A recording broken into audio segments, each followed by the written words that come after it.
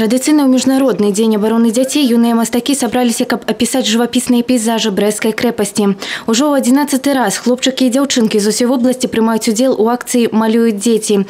Сёлета яе тэма на рубяжы стагоддзяў, захоўваючы памяць Великой Отечественной войны.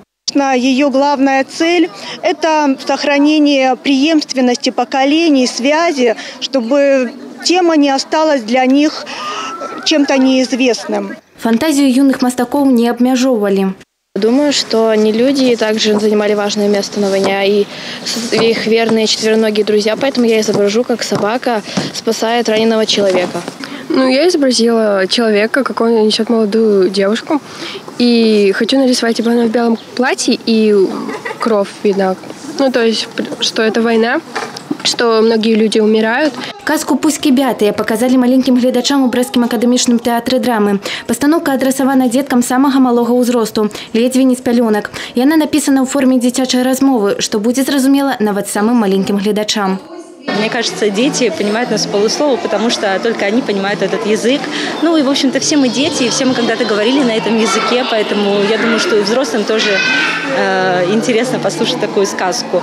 Уже ў 8-й раз у Брэсце праходзіць інклюзіўны фестываль «Разам мы зможам больш». У форуме прынялі ўдзел 470 дзяцей. Сярод іх 250 дзеці з абмежаванасцямі псіхафізічнага развіцця. Гасцям свята арганізатары прапанавалі інклюзіўны канцэрт, творчую майстэрню, розныя майстар-класы. Забаўлялі дзяцей клоуны і аніматары.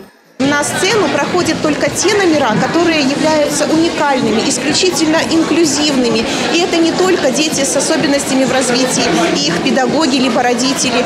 Это, допустим, воспитанники коррекционных центров и учащиеся общеобразовательных школ, школы искусств, центров дополнительного образования.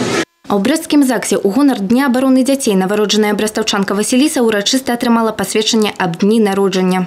Тетяна Ігнатавец, Роман Філютіч, телерадіокомпанія «Брест».